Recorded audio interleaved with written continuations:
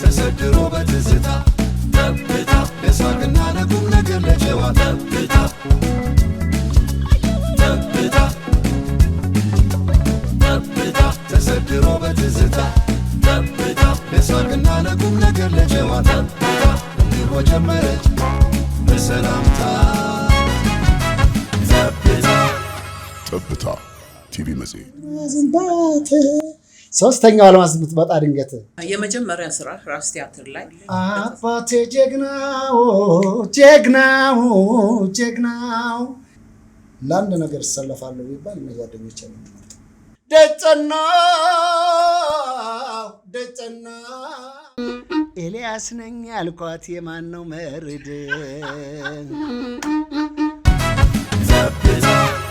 ለመላው የኦርቶዶክስ እምነት ተከታዮች በሀገር ውስጥም በውጭውም ዓለም ያላችሁት እንኳን ለብርሃነ ትንሣኤው አደረሳችሁ። መልካም በዓል። በዛሬው በፋሲካ በዓል እንግዳዬ የምወደውና የማከብረው የጥንት የጠዋቱ ወንድሜ ልዋጥህ ተባባል። እሺ ኤልያስ ተባባል። እድገቷ የበረካ ጥማቷ የምንጭ ውሃ ከንፈሯ ማር ወለላ እጅ ልቅሬብኝ ኧረ አንቺስ ቅሬብኝ እቴ አንቺስ ቅሬብኝ ኧረ አንቺስ ቅሬብኝ ከጥቅምሽ ጉዳትሽ ነው ያመዘነብኝ። ኤልዬ ጥሬን አክብረህ ስለመጣ ከልብ አመሰግናለሁ። እኔም አክብረሽ ስለጠራሽኝ በእውነት በጣም አመሰግንሻለሁ። ከዛም በጣም እጅግ ደስተኛ ነኝ። ምክንያቱም የራስ ቲያትር ልጅ ነኝ።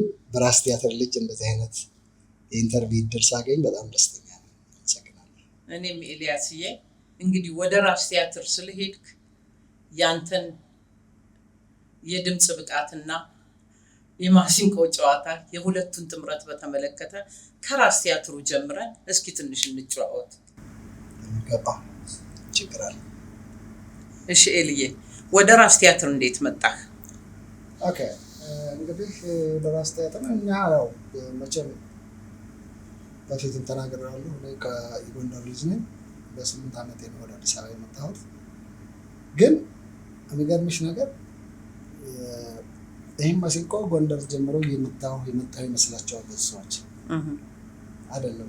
እኔም እንደዚያው ነበር የሚመስለው። እውነት እኔ የተማርኩት እዚህ ነው፣ ገዳም ሰፈር ነው። እኔ ታመምኩት ብዬ ነበር የመጣሁት ከጎንደር። ያላመመኝ ነው ግን ያው ወደ አዲስ አበባ ከተማ መሆን ፈልግ ነበር። የገጠር ልጅ ነው ማይመቸኝ። ያው ልጅ ነሽ የምትመርጭው ምርጫ አለ አይደለ?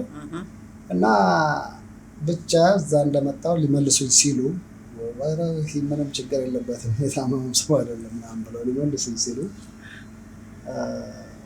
ጠፋሁ ማለት ነው።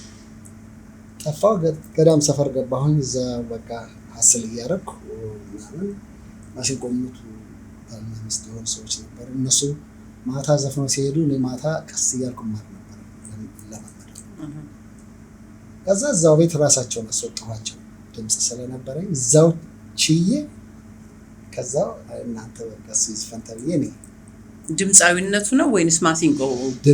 ይሄንም ቻልኩት፣ ጊዜ አልጨረሰብኝም። መጀመሪያ ድምፃዊ ነህ ማለቴ ጥሩ ድምፅ አለ። ድምፅ እንዳለኝ አውቃለሁ 100% አውቀዋለሁ። ከልጅነት ጀምሮ ነው ማለት። ከዚያ ጥምረቱን ከማሲንቆ ጋር አደረኩት። ከዛ እንግዲህ ያው እዛ ብዙ መስራት ጀመሩ። ከዛ በኋላ የወጣሁ ደግሞ የዞርኩ መስራት ጀመሩ፣ ብዙ ገንዘብ ስለማገኝ። ያ ገንዘብ እንግዲህ 15-16 ብር ሊሆን ይችላል የምታገኝ። ግን በዛን ጊዜ ገንዘቡ በጣም ቫልዩ አለውና ቀላሉ ነው። እኔ ከትፎ 75 ሳንቲም የሚበላበት ቦታ ሁሉ አውቅ ነበር። ግን ማገራጅ ዛሬ 69-70 ዓመተ ምህረት ማለት ነው። ወደ መርካቶ ስቴጅ ቀላሉ ነው ሁሉ በቃ ነው።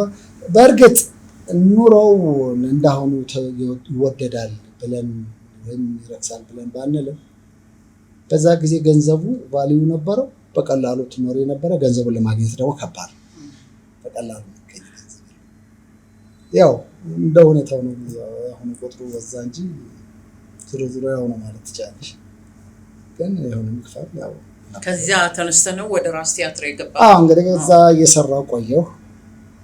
ፋይናሊ ያው ደጀንን ታውቂው ይሆናል። ደጀን ማንችሎት እና የልጅነት ጓደኛዬ ነበርና መንገድ ያሳየኝ ነበር፣ የት መሰራት እንዳለበት ያሳየኝ ነበር። እና አንድ ጊዜ ራስ ቲያትር ማነው አምባሳደር የሚባላል አምባሳደር ነበር በስታ እና እንሂድና ለምን አንሞክርም እንቀጠርና ተባለና እንሄዳለን። ስንሄድ ማለት ሰው ተሰልፈዋል፣ ገብቶ ተመዝግቦ ቁጭ ብሏል። የሙያ አባታችን ታላቁ አርቲስት ተስፋዬ ለማ ነበር የሚፈትነን። ተስፋዬ ለማ ነበር የሚፈትነን።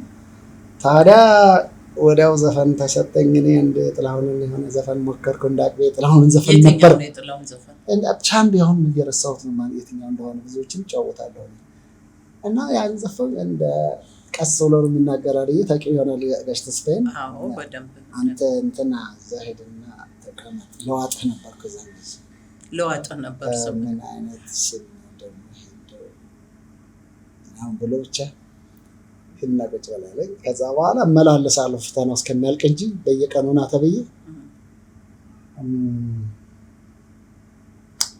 እንትን ግን አልነበርኩም። ያው አይፈትኑኝም፣ ግን በየቀኑ እመላለሳለሁ። ለምን በየቀኑ እንደምንመለካ ምንድን ነው የምትሰራው እየተመላለስ? ምንም እኔ ኦልሬዲ ወይ ተዋርራለሁ ወይ ምን ለካ ሰው ተመርጦ እስኪያልቅ ነው። እኔ ኦልሬዲ ተመርጫለሁ ማለት ነው። ፋይናሊ እኛ ተመረጥን፣ ተመርጠን ምረቃት ተደረገ። እንደዛን ጊዜ አርቲስት ሃይማኖት አለሙ የአምባሳደር ቲያትር ዋና ስራ አስኪያጅ መጣ። ከዛ አሮን ነው ብቻ በሆነ ነገር ብቻ ወደ ራስ ቲያትር ይሄ ፊልም ማዕከል መሆን አለበት ከሚበተኑ ተብሎ ራስ ቲያትር የሚለውን ሲኒማ ራስ የሚለውን ወደ ራስ ቲያትር ተቀየረና ወደዛ ሄድን ማለት ነው። እንግዲህ እዛ ሄደን አጋጣሚ ቤቱ ባልታሰበበት መንገድ ሳይታሰብ ብቻ ትልቅ ሙያተኞችን እስካሁን ያለው ስሙን የሚያስጠሩ ሳይኖር ቲያትር ቤቱም ውስጥ ሙያተኞቹ ሳይኖሩ ስሙን የሚያስጠሩትን አርቲስቶች ፈጥሯል። በቲያትሩም በኩል እንደዛ ነው። የመጀመሪያ ስራ ራስ ቲያትር ላይ በተስፋዬ ለማ እንደተፈተንክ ይዘሃት የቀረብከው የትኛዋን ዘፈን ነበር? አባቴ ጀግናው የምትዘፈን። እስኪ አንጎራጉርልኝ። አባቴ ጀግናው ጀግናው ጀግናው ለሀገር ለነፃነት ሞቶ ያለፈው አያቴ አድዋ ላይ አባቴ ማይጨው ግጥም ጠፋኝም እንዲያል ችግር የለው ከዘሬ መጣ ነው ዘሬ ያበቀለው ለሀገር ለነፃነት መሞት መቀበር አትንገሩለኛ ታሪክ መስክር የሚል ዜማውም ግጥሙም የራስህ ነው? የጋሽ ተስፋዬ የተስፋዬ ለማ። እስኪ ተስፋዬ ለማን በትንሽ ቃል ግለጽልኝ በዚህ አጋጣሚ። ጋሽ ተስፋዬ እንግዲህ እንዴት ብዬ ልንገርሽ፣ ጋሽ ተስፋዬ አውቃለሁ ሙዚቀኛ ምሩቅ አልነበረ። በሙዚቃ ትምህርት ቤት ተምሮ በአርት ትምህርት ቤት ተምሮ ዲግሪ ያለውና ወረቀት ፔፐር ያለው ሰው እንዳልሆነ አውቃለሁ። እንዲሁም ታላቅ ወይም አባታችን ተስፋዬ ገሰሰ ነው መጀመሪያ ስራ ሲቀጥረውና በምን መልኩ ነው የምቀጥረው ብሎ ግራ እንደተጋባበት ሁሉ ሰምተናል። ግን ከዛ በኋላ በሆነ ነገር ሙያው ዩኒቨርሲቲው ጋሽ ተስፋዬ ውስጥ ነው ያለ ማለት ይቻላል። ማለት የሙያው ብቃቱን ለመግለጽ ብዬ እና ጋሽ ተስፋዬ እኔ በእኔ የሚገለጽ ነው አይደለም። ይገባኛል። ቲያትሩን ብትይ ቲያትር ሀሳብ ያቀርባል። ሙዚቃ ብትይ የጥላሁን ዘፈኖች ብዙ በጋሽ ተስፋዬ የተደረሱ ትልልቅ ዘፈኖች አሉ። ለምሳሌ አልማዝን አይቼ አልማዝን ባያት ዘንድሮ እስኪ ልስማ። አልማዝን አይቼ አልማዝን ባያት ሶስተኛው አልማዝ የምትመጣ ድንገት ምናምን እየተባለ ዘፈነው እሱ ነው። የጥላሁን ዘፈን ዝም ብለሽ እሷ አትጠይቂኝ። በቀደም ነዋይ ሲናገር ሰምተሽ የጥላሁን ዘፈን የሚያምረው በጥላሁን ገሰሰ ላይ ብቻ ነው። አንድና ጥላሁን ዘፈን ይጫወታለሁ ሲልሽ አንድ ሰው ጥሩ ራሱ መጫወት ይችላል፣ እንደ ጥላሁን ግን አይዘፍንም ብለሽ ጠይቂኝ። ለዛሬ ማንነት መሰረቴ ራስ ቲያትር ነው ብለህ ነው የምታምንበት? እስቲ ስለዚህ ትንሽ ግለጽልኝ። ለራሴ መሰረት ራስ ቲያትር ገባሁበት እና ቲያትር ቤት ውስጥ መርኩበት እንጂ የራሴ ብቃት ነው የራሴ ጥንካሬ። ምክንያቱም አይሽ እኔ ራስ ቲያትር እንደ ቤት የምወደው ቤት ነው። ግን ለምንድን ነው ያልሽኝ? በአንዳንድ በኩል ሙያው ዕድል አልተሰጠኝም አይደል? ላንቺ እኮ ብዙ ነገር ታውቂያለሽ። ሙያው ዕድሉ አለመሰጠቱ ለእኔ ደግሞ ጠንካራና ብቁ እንደሆነ አደረገኝ። ለምን ያልሽ እንደሆን ዘፋኝ ሞልቷል። በቃ የመድረክ አቀራረቡ አያምርም በሚል በጋሽ ተስፋዬ በቃ ሙዚቀኛ ይሁን ስቆ ስለመታም ሙዚቀኛ ይሁን እሱ መስፈን መድረክ ላይ ጥሩ አይደለም ተብዬ ተከለከልኩ ማለት ነው። ያቺ ነገር ግን ማታ ማታ እናት ጓዳ የሚባሉ ቤቶች ነበሩ፣ የተለያዩ ቤቶች ነበሩ። እነዛ እየዘፈንኩ ፋይናንሻሊ ደህና ነኝ። በጊዜው 200 ብር 300 ብር አገኛለሁ በወር። ማታ ክለብ አይደለም ክለብ አለ አዝማሪ ቤት ያው ክለብ ቤት እና ያን ገንዘብ አገኛለሁ። ድምፅ 110 ከ110 ጨምረሽ አለኝ ብለሽ ታምኛለሽ? ከ100 በላይ ነኝ ብዬ ነው የማስበው። ለራሴ ኮንፊደንስ ሰጠኝ። ዘፈኖች አጠራቀምኩ። በዛን ጊዜ ድርሰት ሁሉ ቻልኩ፣ መድረስ ጀመርኩ። ምን ጀመርኩ? አሁን ማማዬ ግጥሞቻችን ማማዬ አንተ ነው። ማማዬ ዘፈኑን ብዙ ሰው ዘፍኖታል፣ ግን አንድ ነገር የሚያምረው ከአንድ ሰው ላይ ብቻ ነው እና ለእኔ ታረኩት ራሴ የኔ ሆኖ ቀረ ማለት ነው። ግጥሞቹን ቀያየርኩ። የቷ ነበረች ማማዬ? የሚለውን ከጋሽ ተስፋዬ ወሰድኩኝ። ቀጥላታ ከረጅም ማማ ላይ ጥንቅሽ የበላ ሰው ከጎድጓዳ ስፍራ የሚሳም ሰው እንኳን ሽማግሌ ዳኛ የማይመልሰው እንኳን ሽማግሌ ዳኛ የማይመልሰው ደጸናው ከእንግዲህ ታከተኝ የሆዷን ጠይቆ ማን ባሰናበተኝ ማማዬ ነረነይ ማማዬ ሸጋ ልጅ ማማዬ አይነ ኮሎ ሽንጠሎጋ የወለዱ እንደሆን ሸጋ መልካም ቆንጆ የወለዱ እንደሆን ታመጣለች አማች በ70 ዓመቱ ምንም ቦርጭ የሌለው ልክ እንደኛ ያለ ብረት መዝጊያም ይሆን። ሸቴን ነው እንዴ ዋሻው እንዴ? ዛሬ የጨማመርካት ግጥም አለች ለዛ ሊኖረው እና ዘፈኖች ላይ ብዙ ግጥምና ዜማ የራስህ ናቸው። ከዛ በኋላ ተፈጠሩ እንግዲህ የበለጠ ደግሞ እነዚህ ተረትና ምሳሌዎች እናቶች አባቶች የሚጠቀሙባትን ዘፈኖች ውስጥ የማስገባት ባህል አለ። ምንድን ነው? ያው በራስ ጥረት ወይም ለአንድ ነገር የምትተዳይባት የሆነች አነስ ያለች ነገር ትኖርሽ የለ። አሁን ነዋይ ለብዙ ነገር እንደታደለው ማለት ነው። ልክ እኔም ደግሞ እንደዛቸው ትንሽ ነገር ትኖረኛለች ብዬ ገምታለሁ። ነዋይ ዜማ እና ግጥሞችን ሰጥቶሃል? አዎ። የትኞቹን? ብዙ ዘፈኖች ሰጥቶኛል ነዋይ።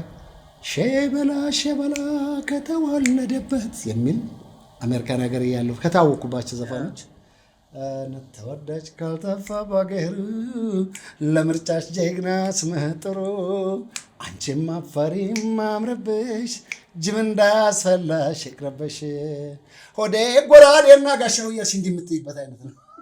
ካልጠፋ ባገሩ ለምርጫሽ ጀግና ስምህ ጥሩ አንቺም አፈሪም ማምረብሽ ጅብ እንዳያስፈላሽ ይቅረበሽ ሆዴ ያሞላላዳለሽ ሆዴ የማይከሰተው ሆዴ ካልጠፋ ሸበላ። ሞር የማን እንትን ይበልጣል ለአንተ? ዜማና ግጥሞችን በመስጠት የራስህን ነው የምትጠቀመው ወይስ ደግሞ ከሌሎች ሙያተኞችም እየተቀበልክ ነው? የራሴን የምጠቀማለሁ፣ ግን ብዙ ጊዜ ጎልተው የሚወጡት አሁን በራሴ የምጠቀምባቸው እነቴ ተመለሽ በሏት በነማማይን ብታይ ነቃልሽ ዞረ ምናምን የነዋይም ይወጡልኛል። ምን ያህል ዘፈኖች አሉ? ቁጥራቸው ተካል ብዙ አይደለም። ብዙ ሳይሆኑ ግን ያው የታወቁ አሉ። ባለህ ክህሎት ባለህ ችሎታ ማሲንቆ ተጫዋች ነህ፣ ድምፃዊ ነህ፣ ዜማና ግጥምም ትደርሳለህ። ራስ ቲያትር በነበርክበት ጊዜ አውሮፓ አሜሪካንን በህዝብ ለህዝብ ቱር አድርጋችኋል። እስቲ ስለዛች ጊዜ ትንሽ አጫውተኝ። እንግዲህ በእውነት ያ ዝግጅት በተለይ በዝግጅቱ በኩል ልምጣልሽ እና ከዛ በፊት እኔ እመረጣለሁ ብዬ አስቤ ነበር። አንደኛ ፕራይም ታይም ላይ የነበር ዘፋኞችና በየክፍለ ሀገሩ ጦር ሜዳ ድረስ እየሄድን ወደ ከረን፣ አፋቤ፣ ቲክሲ፣ አምባ፣ መለፍሶ፣ ፍልፍል ምናምን የሚባሉ ቦታዎች ሁሉ ሂደን ሰራዊቱ ሁሉ ስንሰራ የነበርን። አት ሴም ታይም ግን ለኛ ለራስ ቲያትር ልጆች ምንም እድል ተሰጥቶ አያውቅም። ውጭ ሀገር ሲባል ሌሎች ተመርጠው ምናምን ወደ ውጭ ሀገር ደግሞ ውጭ ሀገር መሄድ እንደው በአሁኑ ጊዜ ምኞቴም አይደለም ውጭ ሀገር ለመሄድ። የዛን ጊዜ ግን ድሪማችን ውጭ ሀገር በአውሮፕላን ጊዜው የሚፈጥረው ሁኔታ ነው። እድሉ የሚሰጠው ለዛ ነበር። በዛን ጊዜ ራስ ቲያትሮች እንደዚህ ያደረጉ ናቸው በሚል ሁላችን አብዛኞቻችን ያው ተስፋዬ ለማ መርጧል። ግን ከዛ በፊት እነሱ ህዝብ ለህዝብ እየሰሩ እኔ ፈረንሳይ ሀገር ተመርጬ ሄጄ ነበረ። ህዝብ ለህዝብ አልተመረጥኩም። ግን ከዛ የሚገርምሽ ነገር የኢትዮጵያን ምሽት በስራ ጨርሰን ወደ ሀገራችን ልንመለስ ስንል የኢትዮጵያን ምሽት ተብሎ በክብር ዶክተር አምባሳደር ካሳ ከበደ ቤት ተነስቶ ከዘፋኞች ዘፈን ነበር። ነፍሴ ማር ስዩም ዘውዴ ነበረ መሪ ዘፋኞች እኛ ነን እና እኔ ትንሽ ብዙ ሽልማቶችን አገኘሁ ማለት ነው። 12,000 የስዊስ ብር ማለት ነው። እንደ ዶላር አይሆንም ያንስ ይሆናል። እዛን ጊዜ አላውቅም። ብቻ ዘፈኑ ብዙ ተሸለምኩትን የነበርኩ እና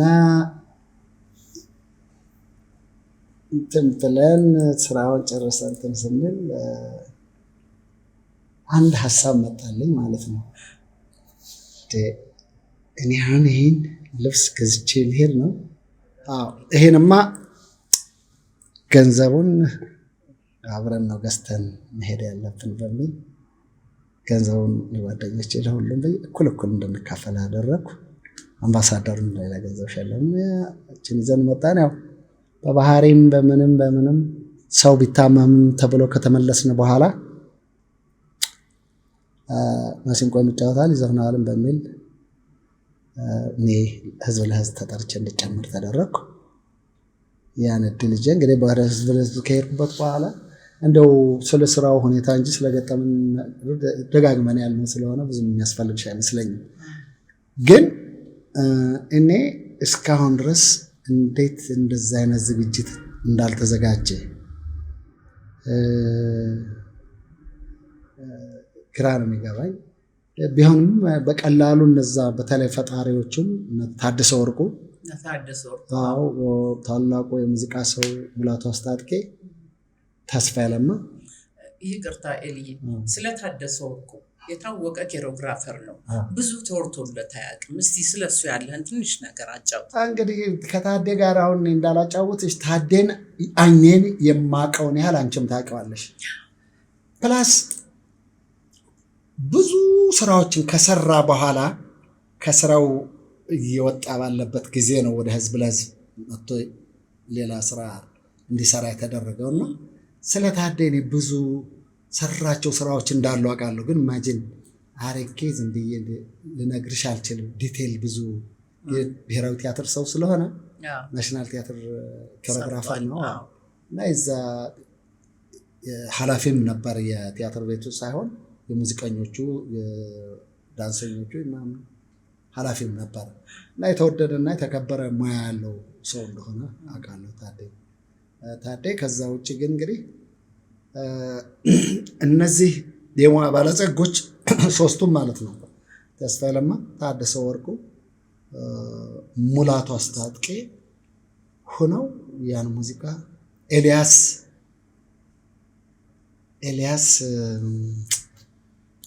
ይባላል ክራር የሚጫወት የአባቱን ስም ረሳ። በጣም ድንቅ እንደ በነሱ ደረጃ የማከብረውና የማደንቀው ህዝብ ለህዝብ ውስጥ ነበር። አዎ የኛ የሙዚቀኞች ኃላፊ ኤልያስ ይባላል። ክራር ይጫወታል። በቃ በጣም ምርጥ የሆነ አርቲስት ቶም ሁሉ ይጫወታል። የሚገርምሽ ነገር እንደው እንዴት ነው አንዳንድ ጊዜ የሚታደር ሰው አለ አይደለ?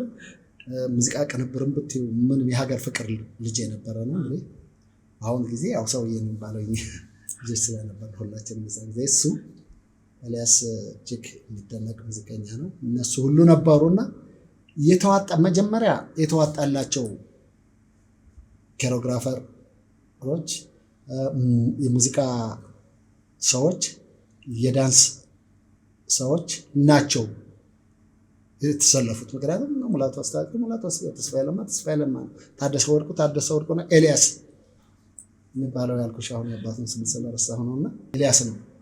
በቃ በዛን ጊዜ እነዚህ ሰዎች ምርጥ ሙዚቀኞች ናቸውና ያን ቲም ይዘው ወጥተዋል። ከዛ ውጭ ደግሞ ያው ከጎንደር እና አበበ ብለው ጎበዝ ልጆች ነው።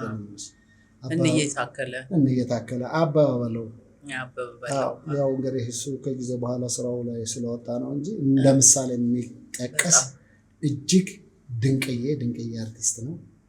እነሱ ነበሩ። ከዛ በኋላ ደግሞ ያው ብዙዎቹ ብቻ ያረው ነው እንዴት ብዬ ልንገርሽ፣ ትልልቅ አርቲስቶች ነው የነበሩት በዛ ጊዜ። እና ታማኝ በየነ በተለይ አንድ ቦታ ላይ ብዙ ሚራክል የሆነ ነገር በገጠመኝ ጊዜ ቲሙን ህዝብ ለህዝብ ሆኖ ይዞት መጥቷል ማለት ይቻላል።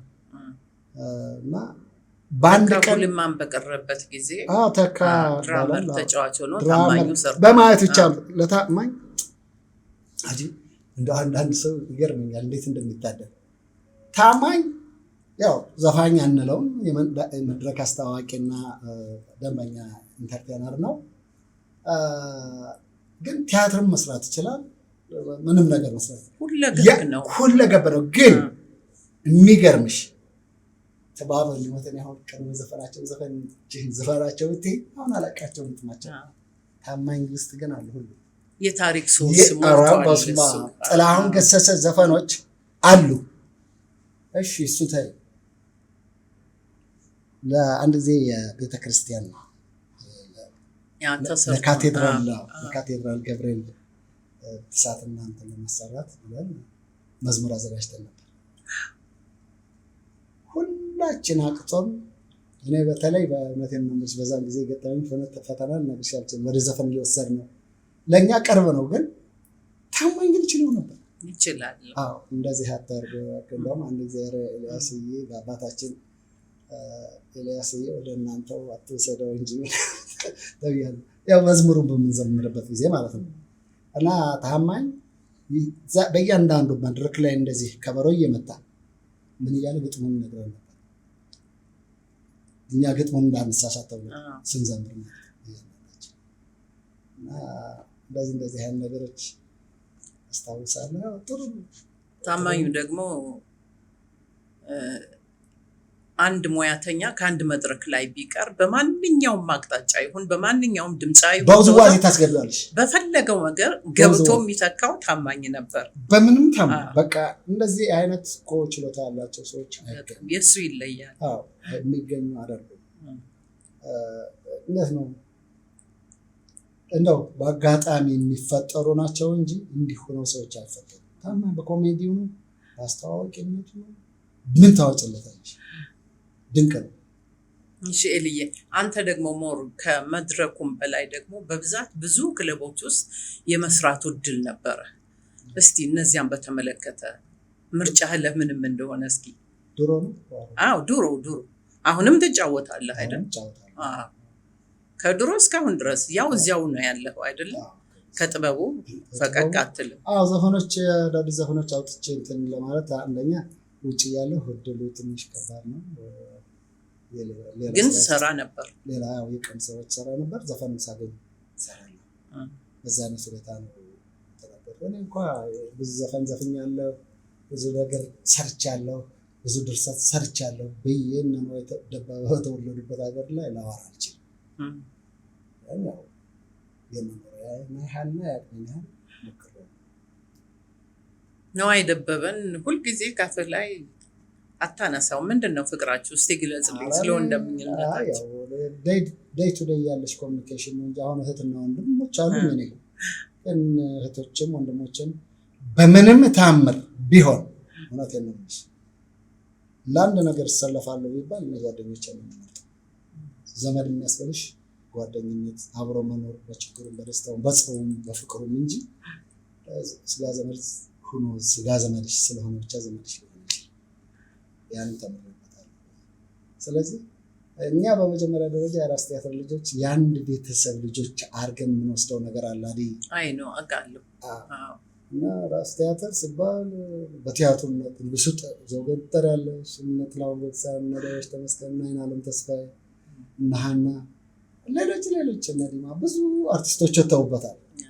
ግን አሁን ስሜቴ ከኔ ከቤተሰቤ በላይ በራስ ቲያትርነቴ በቃ ቤተሰብ መስለኝ ያ ቤተሰብ ማልዋሽሽ ነው በውስጥ ያለው ነው። በእርግጥ በልጅነት ስላልነበር ከቤተሰብ ጋር ያደኩ ሰው ባለመሆን ምክንያት ያም ተጽዕኖ ስላለበት እና ነዋይ እኔ እንደ ወንድሜ ነው። ነዋይ በብዙ መንገድ እግዚአብሔር ብሎ ነዋይን የኢትዮጵያ ሕዝብ እንደኔ ቢያውቅልኝ እንዴት ደስ ይለኛል። እንደኔ ቢያውቀው እንደኔ ይወደዋል። አዎ መቼም መልሽ በእያንዳንዱ የምትናገሪው ነገር አይደለም። ነዋይን ግን ፐርሰናል እንትኑ እንደኔ ቢያውቁት ኢትዮጵያ ሁሉ የሚወደው ሕዝብ እንደኔ ቢያውቀው አይ ነዋይ ነው ብሎ ያስባል። ነዋይ የተለየ አውቃለሁ ቅርርባችሁን። አዎ ደግሞ እኮ አሁን እኮ ክሎስ ቱ 45 46 ዓመት ይሆነ ነው። እሺ ኤልዬ ከዚያ ውጪ ኑሮህን አሜሪካን አድርገህ ነበር ለረጅም ዓመት። እስኪ ያንን ከሀገርህ በላይ ያንን የመረጥክበትንና ብዙ ጊዜህን ያሳለፍክበትን በተመለከተ ትንሽ አጫውተኝ። እንግዲህ ምንድነው ሀገር ነው፣ እናት ነው፣ ኮምፓራቲቭ አይደለም፣ ሊወዳደር የሚችል አይደለም አይደል? ግን አሜሪካ ማለት እኮ ለኔ አሁን አንዳንዱ እኔ በውሸት ላይ የተፈጠረ ህይወት የለኝም። አዎ የተፈጠረ ህይወትም የለኝም። ውሸቱንም አልናገርም። አሜሪካ ለማንም ቢሆን የሚወዳደረው አገር ይኖራል ብዬ አልገምትም። ያም ስለሆነ ግን አገርሽ ድሃ ቢሆን ሀብታም ቢሆን አገርሽ ነው። አገሬ ስላልተመቸኝ አይደለም፣ ግን ኑሮ በአጋጣሚ በዛ ጀመርኩና በዛው ቀጠልኩኝ እንጂ ሌላ ነገር የለውም። ይሄም ሳታስቢው ለአንድ ዓመት ነበር ሄድኩት። ሲሄድ አንድ ዓመት የሥራ ኮንትራት ይዤ ነበር ሄድኩት። ግን በዛ ጊዜ ውስጥ ሳታስቡ የምትጀምሪው ህይወት መንገድ አለ እና በያቆየኝ። ጄሪን የወለድካት የት ነበር? እዚህ ነው ሄቨን ጄሪ የፌቨን እናት ናት። ለነገሩ በጄሪዎች በኢየሩሳሌሞች የተከበብክ ነህ።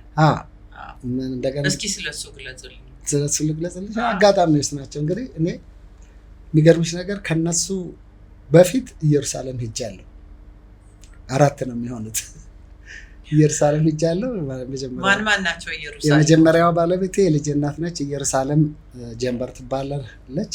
አሁን ጥሩ እህቴ ነች። አሁን ሌላዋ ኢየሩሳሌም ኃይሉ አሜሪካን ሀገር ነች።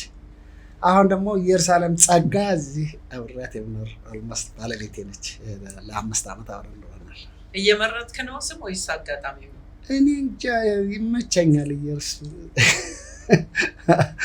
ጸጊ እንደውም ጠይቃኝ ነበር እንደ ሌላ ኢየሩስ ብትመጣበስ ምንድነው የምትሆነው አለች። ኧረ ማን ነው እንዴ ጠየቀ? ጸጊዬ ጸጋነት የሆነ ስጋ የሆነ ጋር መስራ ማለት ነው።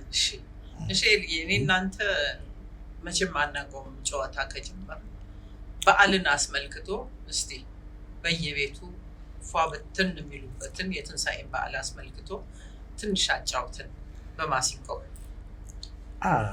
እንደዛ አይነት ጨዋታ ኑሮኝ አያውቅም፣ ግን ዝም ብዬ ያንተ ምርጫ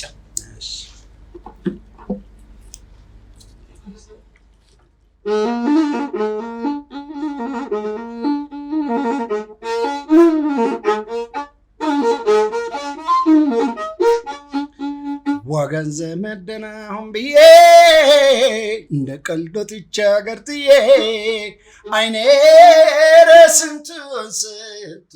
ስንቱን አይ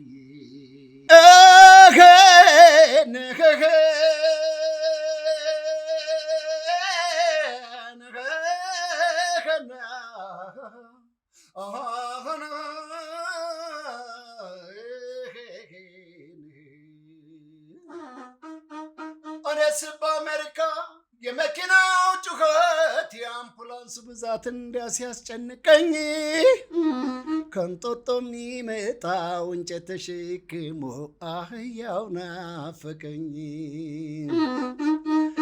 አወይ በአሜሪካ ፈገግታው የውሸት ሳቁም የውሸት የበጋው ሙቀቱ በረዶው ክረምት ማግባት ይመረጣል ማግባት ነው ሁለት ቀጭንና ወፍራም ማግባት ነው ሁለት ቀጭኗ ለበጋ ኤር ኮንዲሽን ናት ወፍራም አለ ክረምት ሂተር ማለት ናት አስብሎ ያስመኛል እዛ ያለ ማት አወይ በአሜሪካ ገና እንደወጣሁኝ አንዷን አገኘሁኝ ዋሽንግተን ዲሲ ብላ ጠየቀችኝ አሪዩ ሜሪድ ኤልያስ ነኝ አልኳት የማን ነው መርድ መንገድ ቢሳሳተኝ የሚያሳየለኝ አውቆም የሚያሳውቅ ጓደኛም የለኝ እግዚአብሔር ይመስገን በርግጥ ታድያለሁ እድሜዋ ከገፋ ከሀገሬ ልጅ ጋራ ኑሮ ጀምሬያለሁ እድሜዋን ስጠይቅ 35 አለች ብትዋሸኝ ምንድነው ስወጣ ስገባ ውስያ የሚለኝ የ4 ዓመት ጎረምሳ ልጅ አላት እኔ የምቸገረኝ ልቤ ከወደዳት እድሜዋን ስጠይቅ 35 አለች ብትዋሸኝ ምንድነው ድሮም የአፍሪካ እድሜ 9 ቅናሽ አለው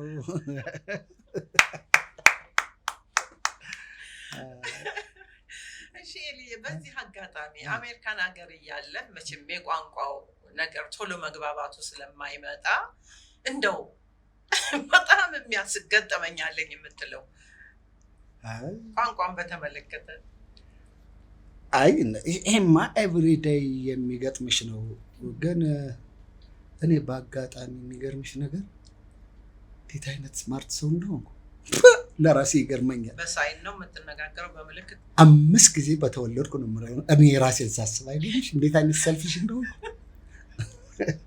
ያ ተለምጃለሽ አዲይ ይለመዳል ግን ከዚህ ሄደሽ ትግራይ ብትኖሪ ትግርኛ መማርሽ አይቀርም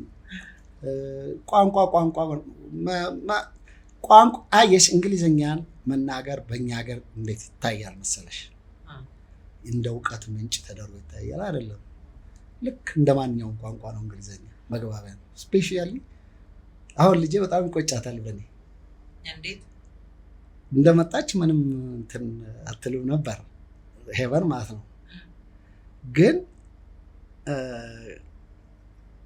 በጣም የምትናደደው ሁሉ ጊዜ ለምን 6 ወር አስተርጓሚዋ ነበርኩ ገና እንደመጣች አንተ ወደ ትምህርት ቤት ከመሄዷ በፊት ደው እንዳንተ እቺ ሊሆን ያለችኝ ነበር አመት ከመጣች በኋላ ወይ ጉድ ትላለች እንዴ ያለች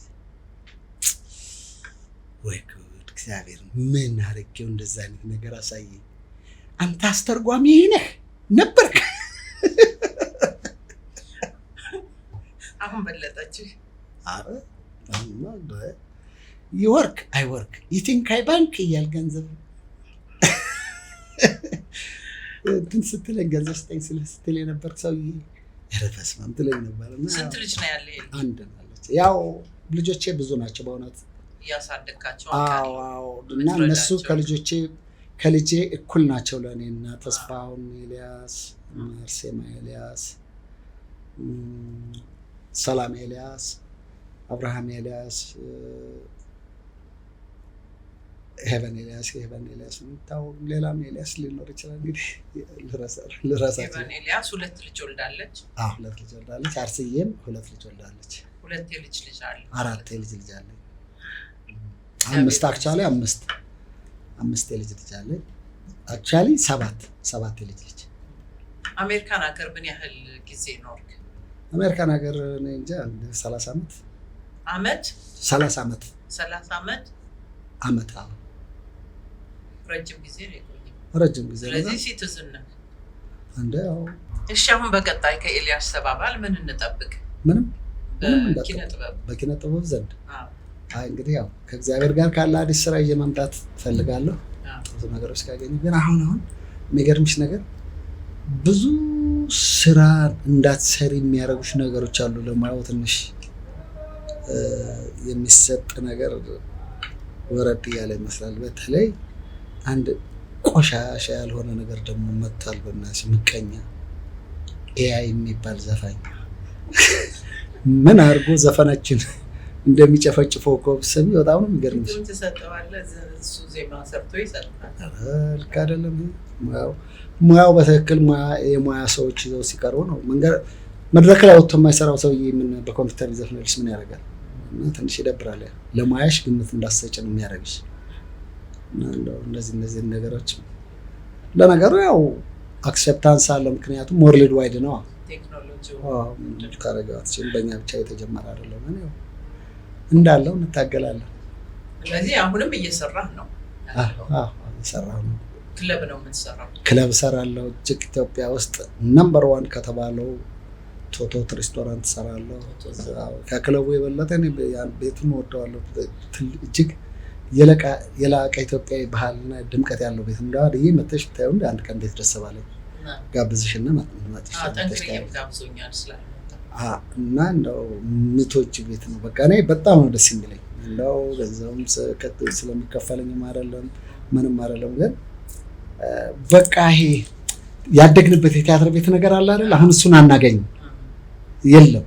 እና ያን ነገር በብቃት ከኛ ጊዜ ብሔር ብሔረሰቡ ዘፈን ብታዩ ጋምቤልኛው፣ ሶማሊኛው፣ ኦሮምኛው፣ ትግርኛው፣ አማርኛው፣ ጉራጌኛው ሁሉ እግዚአብሔር የተመሰገነ። በዚህ አጋጣሚ ፋሲካ በዓል ለራስ ቲያትር የስራ ባልደረቦችህ እና በተለይም ደግሞ ለምትወደው ወንድምህ ለነዋይ ደበበ ያለህ መልእክት ብታስተላልፍልኝ።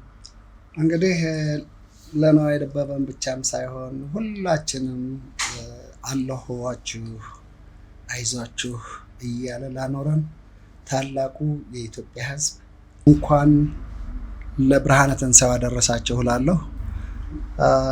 ለሙያ ጓደኞቼ በተጨማሪ እንግዲህ እጅግ ለምወደውና ለማከብረው ወንድሜ ነዋይ ደበበ ላንተ እንኳን ከነቤተሰቦቼ ከነልጆቼ በሰላም ለጌታችን ለመድኃኒታችን የትንሣኤ በዓል አደረሰ። እንዲሁም ለጠቅላላ የሙያ ጓደኞቼ ለፀሐይ ዮሐንስ፣ ለኤፍሬም ታምሩ እጅግ በሀገር ውስጥ ባትኖር ውጭ ሀገር በአሜሪካ ለምትኖረው እጅግ ለባህል ጀግና ድምፃዊ አርቲስት ሻምበል በላይነህ እና እንዲሁም ላረጋኸኝ ወራሽ፣ ለጸጋዬ እሸቱ፣ ለግርማ ተፈራ እንኳን አደረሳችሁ። ለሌሎቻችሁም አሁን እዚህ ላይ ብዙዎቻችሁም አይመጣም ሁልጊዜ ኢንተርቪው ላይ እና ለጠቅላላ ኢትዮጵያን አርቲስቶች እንኳን አደረሳችሁ እላለሁ። መልካም የፋሲካ በዓል ይሁንልን። መልካም በዓል።